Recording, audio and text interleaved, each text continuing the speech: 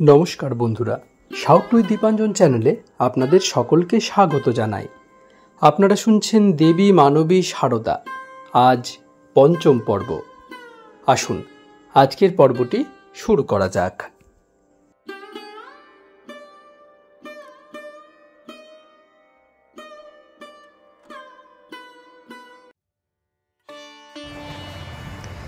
যাই হোক, বেলুড় মঠের প্রথম দুর্গাপূজার সূচনা নিয়ে খুবই আকর্ষণীয় সংলাপ আছে স্বামী শিষ্য সংবাদে। শিষ্য বলেন, 1901 খ্রিস্টাব্দের মে কি জুন মাসে শিষ্য একদিন মঠে আসিয়াছে। স্বামীজি শিষ্যকে দেখিয়াই বলিলেন, ওরে একখানা রঘুনন্দনের অষ্টাবিংশতি তত্ত্ব শিগগির আমার জন্য নিয়ে আসবি। শিষ্য, আচ্ছা মহাশয়, কিন্তু রঘুনন্দনের স্মৃতি যাহাকে কুসংস্কারের ঝুড়ি বলিয়া বর্তমান শিক্ষিত সম্প্রদায় নির্দেশ করিয়া থাকে, তাহা লইয়া আপনি কি করিবেন? স্বামীজি, কেন? রঘুনন্দন তদানীন্তন কালের একজন দিগ্গজ পণ্ডিত ছিলেন। প্রাচীন স্মৃতি সকল সংগ্রহ করে হিন্দুর দেশকাল উপযোগী নিত্য নৈমিত্তিক ক্রিয়াকলাপ লিপিবদ্ধ করে গেছেন। সমস্ত বাংলাদেশ তো তাঁর অনুশাসনেই আজকাল চলছে। শিষ্য, আপনি রঘুনন্দনের স্মৃতি লইয়া কি করিবেন? স্বামীজি, এবার মঠে দুর্গোৎসব করবার ইচ্ছা হচ্ছে। যদি খরচার সংকুলান হয় তো মহামায়ার পুজো করব। তাই দুর্গ উৎসব বিধি পড়বার ইচ্ছা হয়েছে। তুই আগামী রবিবার যখন আসবি তখন ওই পুস্তকখানি সংগ্রহ করে নিয়ে আসবি। শিষ্য, যে আজ্ঞা। পরের রবিবারে শিষ্য রঘুনন্দনকৃত অষ্টাবিংশতি তত্ত্ব ক্রয় করিয়া স্বামীজির জন্য মঠে লইয়া আসিল। গ্রন্থখানি আজও মঠের লাইব্রেরিতে রহিয়াছে। স্বামীজি পুস্তকখানি পাইয়া বড়ই খুশি হইলেন এবং ওই দিন হইতে উহা পাঠ করিতে আরম্ভ করিয়া 4-5 দিনেই গ্রন্থখানি আদ্যপান্ত পাঠ করিয়া ফেলিলেন। শিষ্যের সঙ্গে সপ্তাহান্তে দেখা হইবার পর বলিলেন, তোর দত্ত রঘুনন্দনের স্মৃতিখানি সব পড়ে ফেলেছি, যদি পারি তো এবার মার পুজো করব। রঘুনন্দন বলেছেন, নবম্যাং পূজয়েত দেবীং কৃত্বা রুধির কর্দমম, মার ইচ্ছা হয় তো তাও করব। স্বামীজি তার একথার নিহিতার্থ শিষ্যকে সুন্দরভাবে বুঝিয়ে বলেন, মাকে বুকের রক্ত দিয়ে পূজা করতে হয়, তবে যদি তিনি প্রসন্না হন, মার ছেলে বীর হবে, মহাবীর হবে। নিরানন্দে দুঃখে প্রলয়ে মহালয়ে মায়ের ছেলে নির্ভীক হয়ে থাকবে।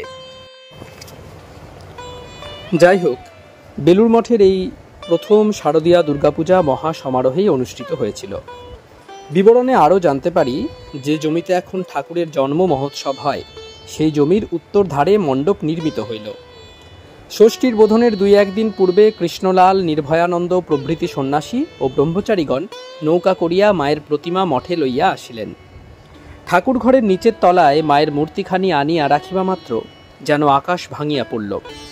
অবিশ্রান্ত বাড়ি বর্ষণ হইতে লাগিল। মায়ের প্রতিমা নির্বিঘ্নে মঠে পৌঁছিয়াছে, এখন জল হইলেও কোনো ক্ষতি নাই ভাবিয়া স্বামীজি নিশ্চিন্ত হইলেন। ষষ্ঠীর দিন থেকেই বেলুড় মঠে আনন্দ আর ধরে না। আগেই বলা হয়েছে, স্বামী ব্রহ্মানন্দজির ওপর ভার পড়েছিল সব রকম উপকরণ সংগ্রহের।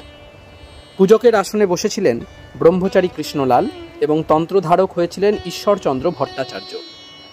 আরও আনন্দের বিষয়, বোধনের আগের দিন থেকেই স্বামীজির জ্যান্ত দুর্গা শ্রী শ্রী মা বেলুড় মঠের পাশেই পূর্বোক্ত নীলাম্বর বাবুর বাড়িতে এসে বাস করছিলেন।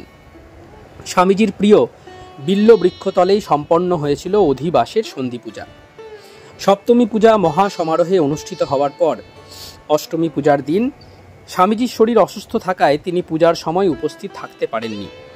কিন্তু সন্ধি পূজার সময় অসুস্থতা সত্ত্বেও উঠে এসে মায়ের পায়ে 3 বার জবা বিল্ল দলে পুষ্পাঞ্জলি দিয়েছিলেন এবং নবমীর রাতে মাকে প্রাণ ভরে গান গেয়ে শুনিয়েছিলেন, সেই সব গান যা স্বয়ং শ্রীরামকৃষ্ণদেবও নবমী রাতে গাইতেন। সে ভাব ও গম্ভীর পরিবেশে সকলেই স্বর্গীয় আনন্দ উপলব্ধি করেছিলেন। এ পূজায় জাতি ধর্ম নির্বিশেষে সকলেই আমন্ত্রিত হয়েছিলেন।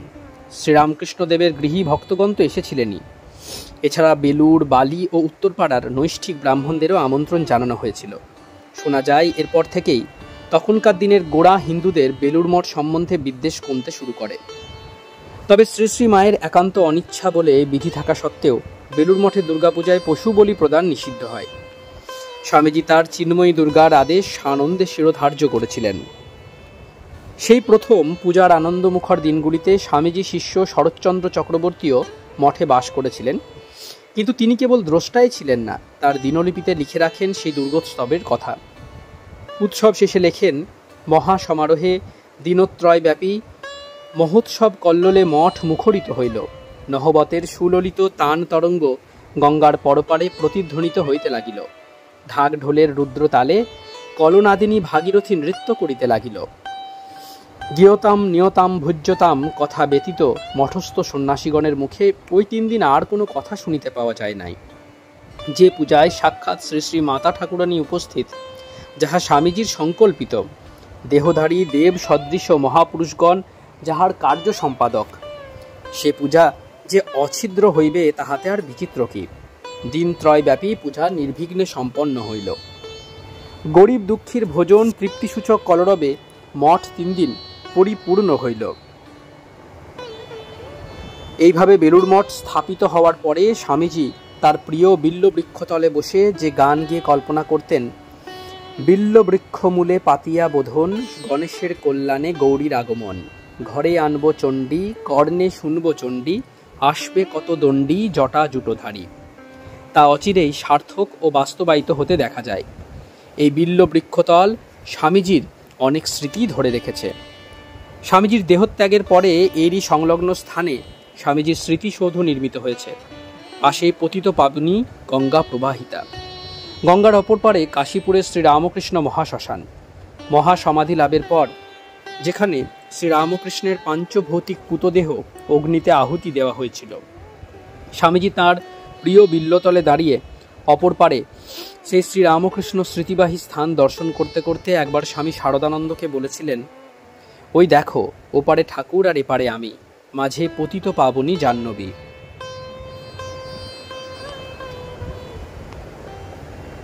স্বামী প্রেমানন্দের স্মৃতিচারণা করতে গিয়ে একথা লেখেন স্বামী ওঙ্কারেশ্বরানন্দ। উক্ত লেখকের স্পষ্ট স্মৃতি। এখানে কত অপরিচিত যোগী জটাধারীকে বসিয়া ধ্যান এবং কয়েকদিন মঠে পূজনীয় বাবুরাম মহারাজের অর্থাৎ স্বামী প্রেমানন্দের তত্ত্বাবধানে সানন্দে আতিথ্য গ্রহণ করিতে দেখা যাইত। বেলুড় মঠের এই প্রথম দুর্গাপূজা অনুষ্ঠিত হওয়ার পর স্বামীজি আর বেশি দিন মর্তধামে ছিলেন না।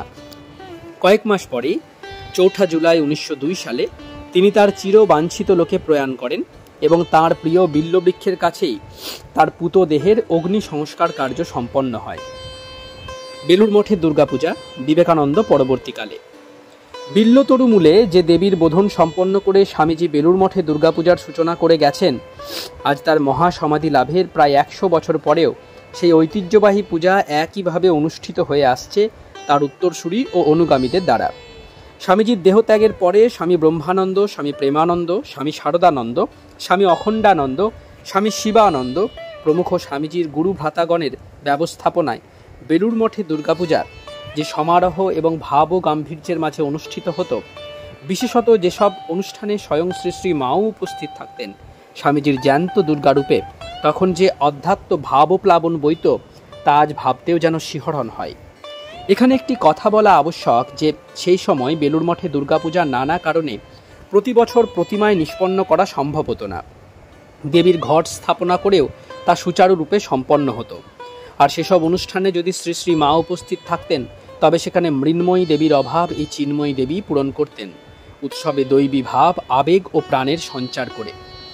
আমরা জানি 1920 সাল পর্যন্ত অর্থাৎ তার মহাসমাধির পূর্ব পর্যন্ত তিনি বেলুড় মঠের দুর্গোৎসবে বেশ কয়েকবারই উপস্থিত ছিলেন।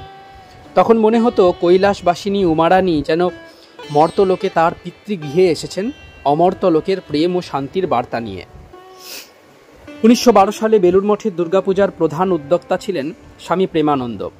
সেবার ষষ্ঠীতে বোধনের দিনই শ্রী মায়ের মঠে আসার কথা, কিন্তু কোনো কারণে তার পৌঁছতে দেরি দেখে প্রেমানন্দজি খুবই উদ্বিগ্ন হয়ে ওঠেন এবং ছোটাছুটি করতে থাকেন। মঠের প্রবেশদ্বার, মঙ্গল ঘট ও কলাগাছে তখনও সুসজ্জিত হয়নি দেখে তিনি খুবই ব্যস্ত হয়ে বলে ওঠেন, এসব এখনো হয়নি, মা আসবেন কি? তার নির্দেশে অবিলম্বে সেসব করা হলো এবং দেখা গেল দেবীর বোধনের ঠিক সময়ে শ্রী মায়ের গাড়ি মঠে এসে ঢুকছে। দ্রুত পদে গাড়ির কাছে গিয়ে প্রেমানন্দজি প্রমুখ গাড়ি থেকে ঘোড়া খুলে নিয়ে নিজেরাই সে গাড়ি টেনে আনেন মঠের ভিতরে। শ্রীমার সঙ্গিনী গোলাপ মা শ্রীমাকে হাত ধরে নামালেন। প্রথমেই শ্রীমা বলেন, সব ফিটফাট, আমরা যেন সেজেগুজে মা দুর্গা ঠাকুরুন এলুম। সেবার পূজায় শ্রীমা বেলুড় মঠে মোট 6 দিন ছিলেন, ষষ্ঠী থেকে একাদশী পর্যন্ত। অষ্টমীর দিন সমাগত অজস্র মানুষকে শ্রীমাকে দেবী জ্ঞানে প্রণাম করেন। কয়েকজন শ্রীমার কাছে মন্ত্রদীক্ষাও নেন। নবমীর দিনটিও সার্থক হয়ে ওঠে শ্রীমায়ের আশীর্বাদে। সঙ্গিনী গোলাপ মা ওই দিন একসময় এসে উপস্থিত। শারদানন্দজি, প্রেমানন্দজি শ্রীমায়ের আশীর্বাণী শুনিয়ে এলেন, বললেন, শরৎ মা ঠাকুরুন তোমাদের সেবায় খুব খুশি, তোমাদের তার আশীর্বাদ জানাচ্ছেন। সে আশীর্বাদের তড়িৎ কম্পনে উল্লসিত শরৎ মহারাজ অর্থাৎ স্বামী শারদানন্দজি বাবুরাম মহারাজকে প্রীতির আলিঙ্গনে আবদ্ধ করে বলে ওঠেন, বাবুরামদা শুনলে, মর্তলোকে এর চেয়ে আর বেশি সার্থকভাবে কিভাবে দেবীর পূজা অনুষ্ঠিত হতে পারে। আরেকবার মহাষ্টমী পূজার দিন স্বামী ব্রহ্মানন্দজি 108টি পদ্মফুল দিয়ে শ্রীমায়ের চরণ বন্দনা করেছিলেন। একবার মঠে প্রতিমায় দুর্গাপূজা অনুষ্ঠিত হচ্ছে, শ্রীমাও সেবার উপস্থিত। বাস করছেন তথাকথিত লেগেট হাউসে অর্থাৎ মঠের উত্তর দিকের বাগান বাড়িতে। অষ্টমীর সন্ধি পূজায় ব্যবস্থাপক শারদানন্দজি জনৈক ব্রহ্মচারীকে বলেন, এই গিনিটা দিয়ে মাকে প্রণাম করে আয়। ব্রহ্মচারী দ্বিধান্বিত হয়ে ভাবছেন দেখে শারদানন্দজি তার সংশয় দূর করে বলেন, ও বাগানে মা আছেন, তার পায়ে গিনিটা দিয়ে প্রণাম করে আয়। এখানে তো তাঁরই পূজা হলো। 1916 সালের মঠের দুর্গাপূজাতেও শ্রীমা উপস্থিত ছিলেন। সপ্তমীর দিন থেকে ওই বাগান বাড়িতে বাস করতে থাকেন। সঙ্গে থাকছেন রাধু বা রাধারানী প্রমুখ তার আশ্রিত জনেরা। এবার অষ্টমীর দিনে শ্রীমা সকালবেলা প্রতিমা দর্শন করতে এসে একবার মঠের রান্নাঘরেও যান। সেখানে দেখেন সন্ন্যাসী ব্রহ্মচারী মিলিতভাবে তরকারি কাটছেন। তিনি হাসি মুখে বলেন, ছেলেরা তো বেশ কুটনো কাটে। জনৈক সন্ন্যাসী সসম্ভ্রমে জানান, ব্রহ্মময়ীর অর্থাৎ শ্রী মায়ের প্রসন্নতা লাভই আসল উদ্দেশ্য, তা জবধান করেই হোক কি কুটনো কুটেই হোক। সে কথা শুনে সুপ্রসন্ন হাসিতে শ্রী মায়ের আশীর্বাদ ধারা ঝরে পড়ে। সেবার পুজোতেই আশ্রিতা কন্যা রাধু কিছুটা অসুস্থ হয়ে পড়লে শ্রীমা বিজয়া দশমীর আগেই কলকাতায় ফিরে যেতে চান। সে কথা শুনে জনৈক হতাশ সন্ন্যাসী প্রেমানন্দজিকে বলেন শ্রীমাকে অনুরোধ করতে, যাতে তিনি পুজোর বাকি দুদিন মঠে উপস্থিত থাকেন। তা শুনে সভয়ে প্রেমানন্দজি দুহাত জোর করে সন্ন্যাসীকে বলেন, মহামায়াকে কে বাবা নিষেধ করতে যাবে? তাঁর ইচ্ছার বিরুদ্ধে কে কি করবে? তার যা ইচ্ছা তিনি করবেন। যাই হোক, পরে রাধারানী কিছুটা সুস্থ বোধ করলে শ্রীমা পুজোর বাকি কটা দিন মঠেই থেকে গেলেন এবং সন্তানদের মনোবাঞ্ছা পূর্ণ করলেন। সম্ভবত এইবার বা অন্য কোনো একবার দুর্গাপুজোর সময় মঠে প্রতিমার সামনে শ্রীমাকে দণ্ডায়মান দেখে ভাববিহ্বল হয়ে শিবানন্দজি জনৈক ব্যক্তিকে বলেছিলেন, শ্রীমাকে দেখিয়ে এই আমাদের মা, এবার দুর্গা প্রতিমাকে দেখিয়ে এই তাঁর পুজো হচ্ছে। 1916 সালের বেলুড় মঠের দুর্গাপূজার একটি প্রাণবন্ত চিত্র পায় স্বামী তুরিয়ানন্দজিকে লিখিত স্বামী শিবানন্দজির একটি পত্রে। তিনি লেখেন, প্রিয় হরি মহারাজ, আমার ও বাবুরাম মহারাজের ও মঠস্থ সকলের বিজয়া নমস্কার আলিঙ্গনাদি জানিবে। বাবুরাম মহারাজের পত্রে এখানকার পূজার বিস্তারিত সংবাদ সমস্তই জ্ঞাত হইয়া থাকিবে। আমি মঠে প্রতিমায় মহামায়ার আরাধনা কখনো দেখি নাই, অবশ্য আরও 2 বার হইয়াছিল।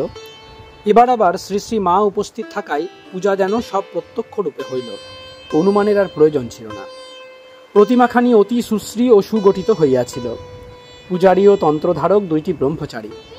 যুবক তন্ত্রধারকটি সুপণ্ডিত ও গ্র্যাজুয়েট, পূর্বে কোনো সরকারি উচ্চ ইংরেজি বিদ্যালয়ের হেডমাস্টার ছিল। এখন শ্রী শ্রী মার কৃপালাভ করিয়া সংসার ত্যাগী হইয়া মঠে আছে। পুরোহিত যুবকটি তাহাদের নিজের বাটিতে কয়বার দুর্গাপূজা করিয়াছিল, সুতরাং তাহার অনেক বিষয় জানা আছে। অতি সুন্দর পূজা করিয়াছে। ছেলেগুলি ভূতের মতো পরিশ্রম করিয়াছে।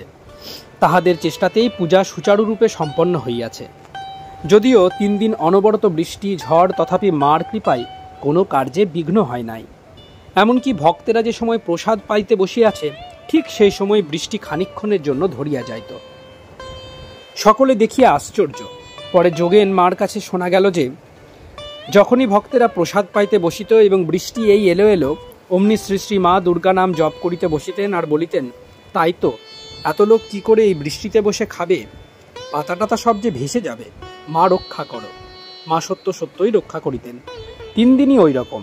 3 দিনে প্রায় 4000 লোক প্রসাদ পাইয়াছে, 2 বেলা ধরিয়া। বিজয়ার দিন মা ও তাহার সঙ্গিনীরা আসিয়া বরণাদি সব করিলেন। তারপর ছেলেরাই সব প্রতিমা লইয়া দুখানা নৌকা জুড়িয়া তাহার উপর বসাইয়া একবার উত্তর দিকে দাঁদের ঠাকুরবাড়ি পর্যন্ত ও তারপর ফিরিয়া দক্ষিণে লালাবাবুদের সায়ের পর্যন্ত, তারপর আবার ফিরিয়া আসিয়া মঠের ঘাটে প্রতিমা জলমগ্ন করিল। 1920 সালে শ্রী শ্রী মায়ের মহাসমাধি লাভ হলে, অর্থাৎ চিন্ময়ী শ্রীমা তার মৃন্ময় ঘট ভেঙে দিয়ে, অর্থাৎ স্থূল দেহ পরিত্যাগ করে লোকচক্ষুর অন্তরালে চলে গেলেও সূক্ষ্ম দেহে আজও তিনি বেলুড় মঠের দুর্গাপূজায় উপস্থিত থাকেন বলেই ভক্তগণের বিশ্বাস, এবং আগেও বলেছি এ পূজা আজও তারই নামে সংকল্পিত হয়। এ পূজার অলৌকিকত্ব ও বৈশিষ্ট্য এখানেই। শ্রীমা শারদা ও নারী প্রগতি। মা শারদা শক্তিরূপিণী, মহাশক্তির আধার, কিন্তু বাহ্যত তিনি শান্তিরূপিণী, শান্তরূপিণী, শুভ্র সমুজ্জ্বল এক মানবী মূর্তির অন্তঃস্থলে অকল্পনীয় পবিত্রতা, মানব প্রেম বা বিশ্বপ্রেম ও সর্বজীবের প্রতি করুণার প্রতিফলন দেখে তাকে শান্ত এক আগ্নেয়গিরির সঙ্গেই তুলনীয়া মনে হয়। তবে পার্থক্য এখানে যে সেই মহাশক্তির আধার আগ্নেয়গিরি জাগরিত হলে তার বিচ্ছুরিত লাভামুখে পড়ে যেমন সব কিছু ধ্বংসস্তূপে পরিণত হয়, কিন্তু মা শারদারূপিণী এই শান্ত আগ্নেয়গিরি থেকে যে মহাপ্রেম, মহাপবিত্রতা ও মহাকরুণা প্রভৃতি উৎসারিত হয়, তখন তা ধ্বংস সাধনের কারণ না হয়ে জীবজগতে এক নব আশা, নব প্রেরণা ও নবজাগরণেরই সূচনা করে। এও এক ধরনের বিপ্লব, তবে এই বিপ্লব রক্তক্ষয়ী কোনো সংগ্রামের পথে আসে না, আসে প্রেম, প্রীতি ও করুণার সরণি বয়েই।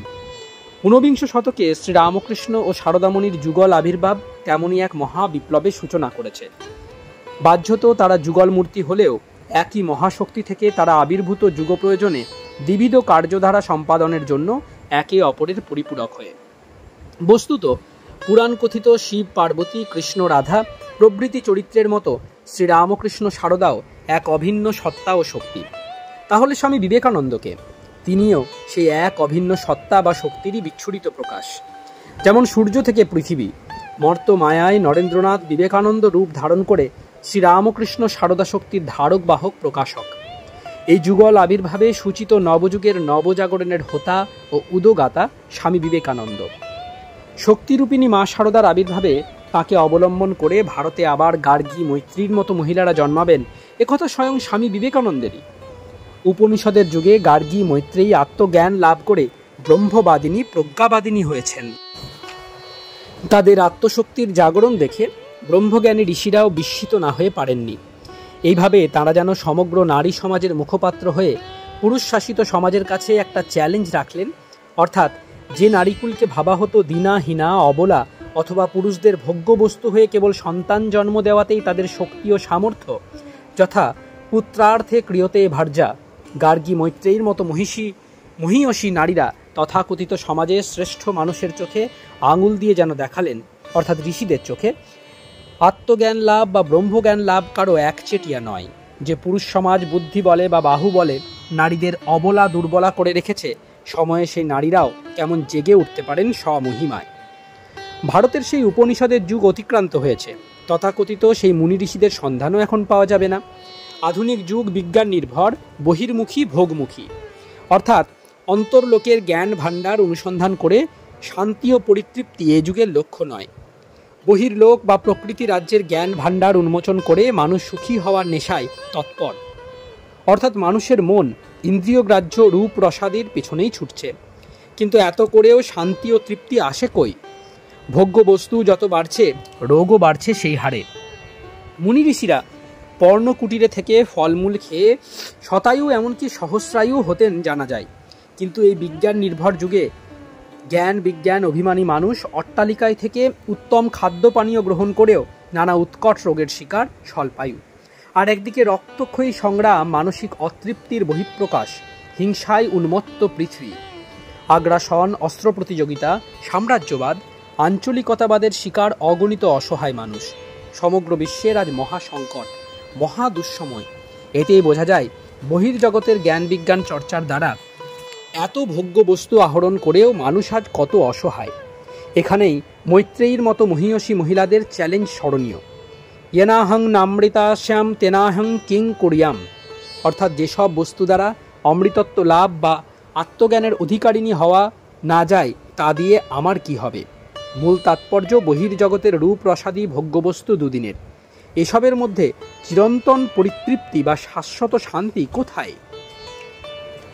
উপনিষদের যুগের পরে মা শারদামণির জীবন দর্শন ও জীবনচর্যায় এইরকমই চ্যালেঞ্জের কথা জানা যায়, এবং প্রথম চ্যালেঞ্জ তার প্রতি যুগাবতার রূপে পূজিত শ্রীরামকৃষ্ণেরই প্রতি।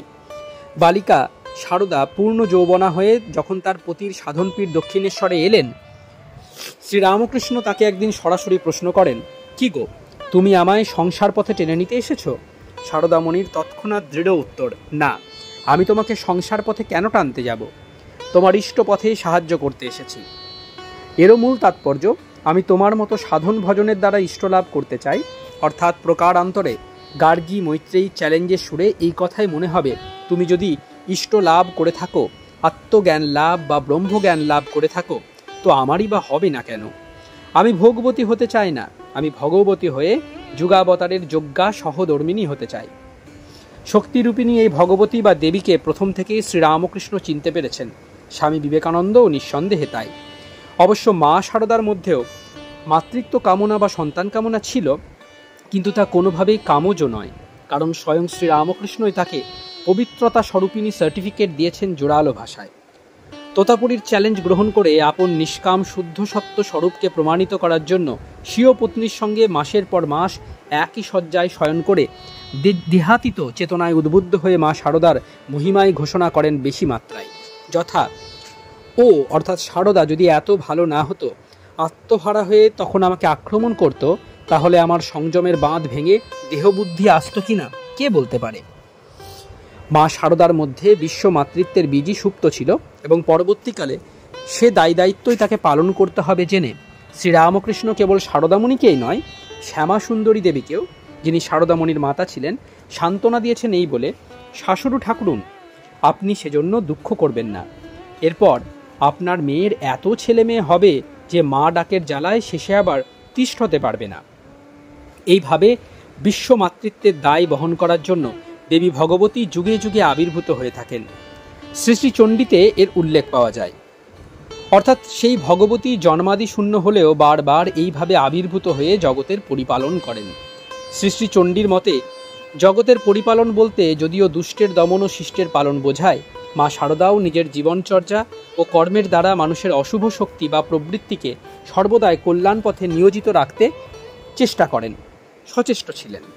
তার সর্বগ্রাসী মাতৃস্নেহে কেবল শিষ্টেরা বা সজ্জনেরা নয়, দুষ্ট বা অনাচারী দুরাচারীরাও নবজীবন লাভ করেছে। শ্রীরামকৃষ্ণের মহাসমাধির পর তাঁরই পতাকাবাহী হয়ে নবযুগের এই দেবী বা ভগবতীর বোধন বা উদ্বোধন অনুষ্ঠানটি স্বামী বিবেকানন্দই সুচারুরূপে সম্পন্ন করেন।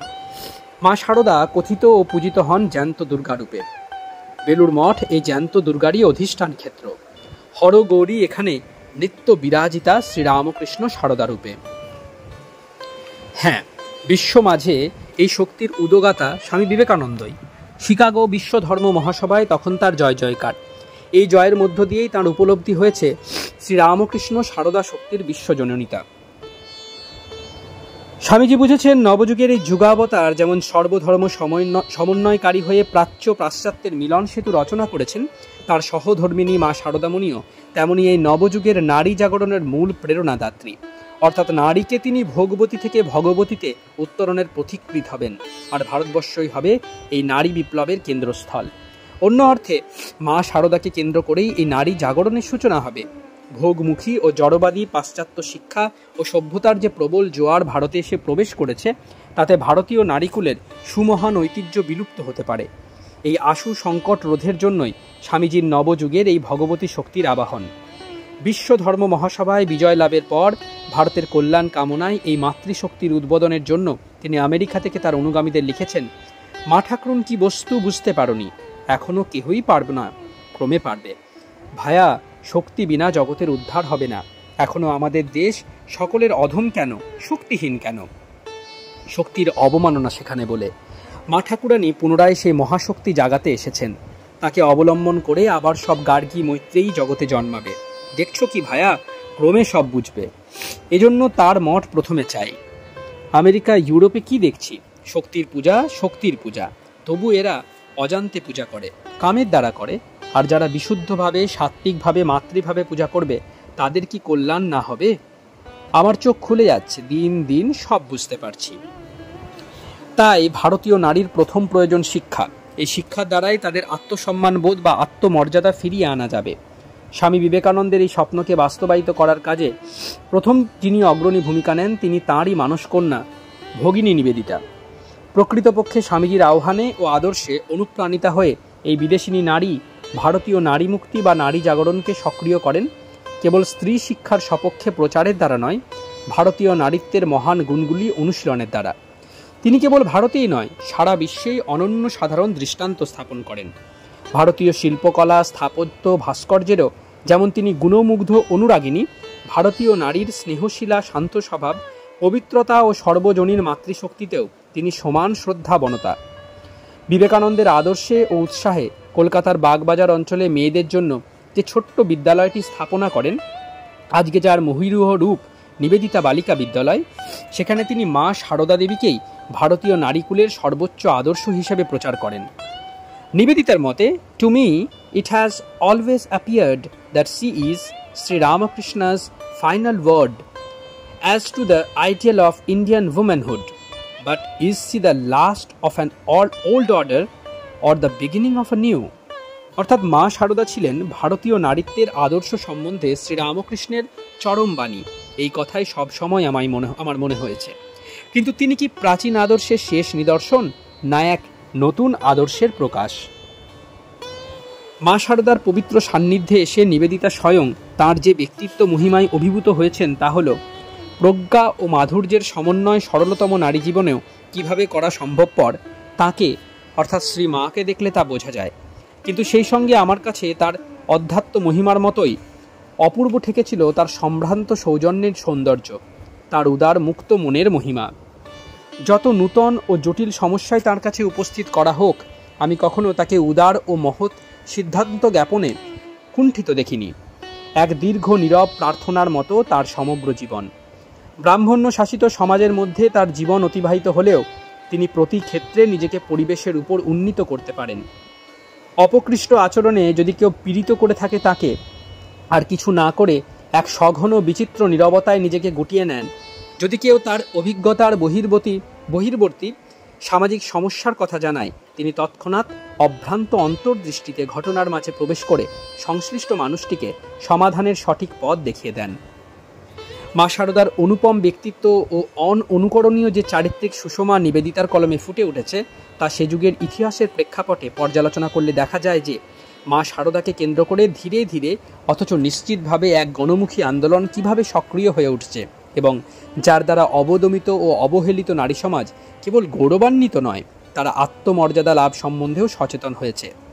মা সারদাকে কেন্দ্র করে এই আন্দোলন আধ্যাত্মিক বাতাবরণের মধ্যে সীমাবদ্ধ থাকেনি, তার শাখা প্রশাখা বহুদূর বিস্তৃত হয়। একথা আজ ভাবতে কি অবাক লাগে না যে সংস্কৃতি ও শিক্ষার দোহাই দিয়ে আমরা যে কোনো আন্দোলন বা প্রগতি নামক পতাকাটি বহন করে চলতে অভ্যস্ত, সেই তথাকথিত শিক্ষা ও সংস্কৃতি সম্বন্ধে যা অতিমাত্রায় পাশ্চাত্য ভাবাপন্ন, অজ্ঞ থেকেও এক সাধারণ সরলা গ্রাম্য রমণী কি বিপুল ঐশী শক্তি ও দূরদর্শিতা গুণে দেশের মহা দুর্দিনে কেবল শ্রীরামকৃষ্ণ সংঘেরই হাল ধরে থাকেননি। পরাধীন ভারতে শ্রীরামকৃষ্ণ সংঘ ইংরেজদের রাজ রোষ থেকেও মুক্তি পায়নি। সেই সঙ্গে কুসংস্কারাচ্ছন্ন শিক্ষিত সমাজ ব্যবস্থা, নারীর অবমাননা, জাতিভেদের নগ্নতা, বাল্যবিবাহ ও বহুবিবাহের অপকারিতা বিষয়েও সোচ্চার হয়ে এক মঙ্গলময়ী পথ প্রদর্শিকা রূপে যে অনন্য সাধারণ নজির রেখে গেছেন, বস্তুতপক্ষে তার লৌকিক শিক্ষা কিন্তু বর্ণ পরিচয়ের কয়েক পাতার মধ্যেই সীমাবদ্ধ ছিল। তার নিজের কথায়, কামারপুকুরে লক্ষ্মী যিনি শ্রীরামকৃষ্ণদেবের ভ্রাতুষ্পত্রী, আর আমি বর্ণ পরিচয় একটু একটু পড়তুম। ভাগ্নে হৃদয় বই কেড়ে নিয়ে বললে, মেয়ে মানুষের লেখাপড়া শিখতে নেই, শেষে কি নাটক নভেল পড়বে? লক্ষ্মী তার বই ছাড়লে না, জোর করে রাখলে। আমি আবার গোপনে আরেকখানি 1 আনা দিয়ে কিনে আনলু। লক্ষ্মী গিয়ে পাঠশালায় পড়ে আসতো, সে এসে আবার আমায় পড়াতো। কাজে বোঝা যাচ্ছে ছেলেবেলায় মা সারদার লৌকিক লেখাপড়া বেশি দূর এগোয়নি। নাটক নভেল পড়া তো দূরের কথা, কিন্তু তার সারা জীবনটাই নাটক নভেলের চেয়েও রোম্যান্টিক মনে হয় যখন ভাবি যে তিনি কেমন স্বেচ্ছায় মাত্র 5 বছর বয়সেই পরম পুরুষ শ্রীরামকৃষ্ণকে পতিরূপে বরণ করে পরবর্তীকালে জগজ্জননী মা শারদামণি রূপে সবার পূজিতা হয়েছেন। অবতার সঙ্গিনী হয়ে যে আদর্শ স্থাপনের জন্য তিনি ধরাধামে অবতীর্ণা হয়েছেন তা আরও অভিনব বা রোম্যান্টিক মনে হয় তখনই যখন দেখি যে জন্ম যার অজ পাড়াগায়ে লৌকিক শিক্ষা অক্ষর পরিচয়ের পর সামান্য পঠন পাঠন আভিজাত্যের লেশমাত্র নেই, তার জীবনের বেশিরভাগ সময়টাই কেটেছে শিক্ষা ও আভিজাত্যের আবাসভূমি কলকাতা নগরীতেই, এবং এখানেই জীবনের শেষ দিন পর্যন্ত শিক্ষিত ও অভিজাত সম্প্রদায়কে আদর্শ ও শান্তির পথ দেখিয়েছেন। আরও বড় ব্যাপার, ঊনবিংশ শতকে ভারতের স্ত্রী শিক্ষা ও নারী প্রগতির যে সার্থক সূচনা করেন স্বামী বিবেকানন্দের নির্দেশে তাঁরই মানসকন্যা নিবেদিতার। সেখানেও মা শারদার প্রেরণা, আশীর্বাদ ও আদর্শই ছিল নিবেদিতার প্রধান অবলম্বন। ঊনবিংশ শতকে মা শারদাকে কেন্দ্র করে নারী মুক্তি বা নারী জাগরণে যে সফল প্রয়াস তা কিন্তু আধুনিক কালের নারী মুক্তি বা প্রগতি আন্দোলনের পরিকাঠামোর সঙ্গে অনেকাংশেই তা মেশানো যাবে না। কারণ মা শারদাকে আমরা ভারতের প্রাচীন রমণীকুলের আদর্শ সীতা, সাবিত্রী কিংবা গার্গী মৈত্রীর প্রতিনিধি হিসাবেই পেয়েছি। প্রাচীন যুগের নারী পুরুষের সঙ্গে আর্থসামাজিক ক্ষেত্রে সমানাধিকারের উৎকট প্রতিযোগিতায় নামেনি। নারী সেখানে একান্তভাবেই পতিপ্রাণা, ধর্মপ্রাণা, মাতৃরূপিণী। কিন্তু আধুনিক ভারতে নারী বিশ্বের অন্যান্য দেশের নারীদের মতোই প্রগতির পতাকা বহন করে সমানাধিকার লাভের জন্য সোচ্চার। সম্প্রতি বেজিংয়ে বিশ্ব নারী সম্মেলন অনুষ্ঠিত হয় 1995-এর 30শে অগস্ট থেকে 8ই সেপ্টেম্বর। এই সম্মেলনে বিশ্বে নারীর প্রগতি বা উন্নতির জন্য সমতা, উন্নয়ন এবং শান্তির কর্মসূচি গ্রহণ করা হয়। এই সম্মেলনে প্রধানত যে 10টি বিষয়ে আলোকপাত করা হয় তা হল: 1. ক্রমবর্ধমান দারিদ্র্য এবং মেয়েদের উপর তার চাপ। স্বাস্থ্য ও চিকিৎসার ব্যাপারে অসম সুযোগ পুরুষদের তুলনায়, এটি ছিল দ্বিতীয় পয়েন্ট। 3. ক্রমবর্ধমান নারী নির্যাতন। 4. সমগ্র সংঘর্ষের প্রভাব। 5.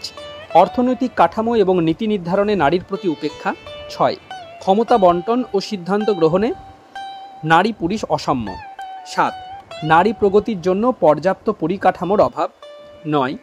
গণমাধ্যমে নারীর নেতিবাচক উপস্থাপন। 10. প্রাকৃতিক সম্পদ ও পরিবেশ রক্ষায় নারীদের অবদানের স্বীকৃতির অভাব। বহির্বিশ্বে ভারতীয় নারী এই প্রগতি প্যারেডে সামিল হতে চাইলেও তার ঐতিহ্যগত নারীর মূল্যায়ন বা উপস্থাপনা কিন্তু সেখানে নেই। এই ভারতেই একজন বিশিষ্ট নারী, প্রাক্তন প্রধানমন্ত্রী শ্রীমতী ইন্দিরা গান্ধী সবসময় বলতেন, ভারতবর্ষ আর 5টা দেশের মতো নয়, ই এক বিশেষ দেশ। ভারতের প্রাচীন সংস্কৃতি আমাদের জাতীয় জীবনের ভিত্তিমূল ও আদর্শ।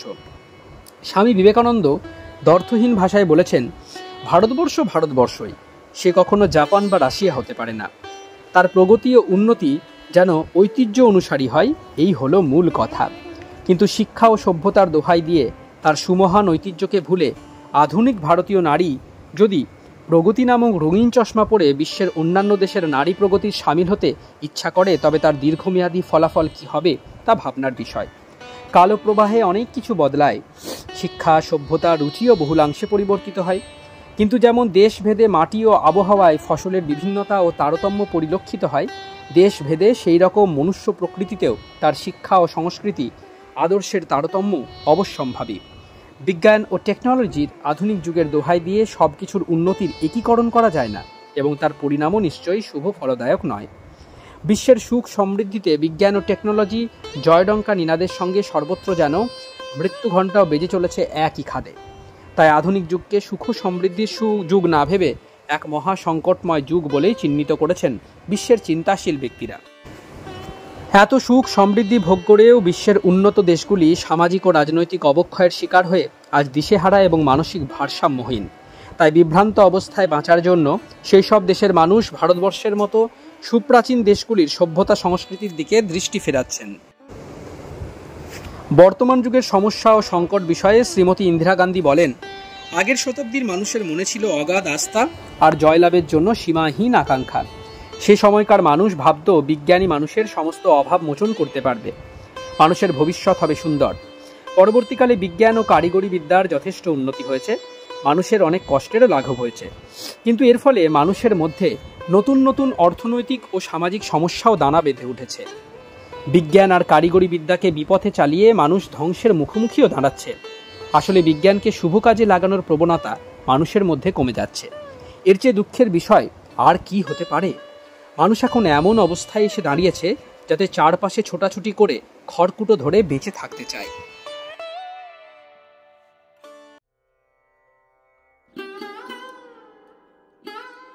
আপনারা শুনছিলেন দেবী মানবী সারদা, আজ পঞ্চম পর্ব। আমাদের ভিডিওগুলি কেমন লাগছে আমাদের জানান। কোনো সাজেশন থাকলে অবশ্যই জানাতে পারেন। আমাদের ভিডিওগুলি লাইক করুন, আপনাদের বন্ধুবান্ধব ও পরিবার পরিজনদের মধ্যে শেয়ার করে দিন। শাউট উইথ দীপাঞ্জন চ্যানেলটি সাবস্ক্রাইব করুন এবং প্রতিনিয়ত বিভিন্ন আপডেট পাওয়ার জন্য বেল আইকনটি অবশ্যই প্রেস করবেন। অনেক অনেক ধন্যবাদ। নমস্কার, ভালো থাকবেন। জয় ঠাকুর, জয় মা, জয় স্বামীজি।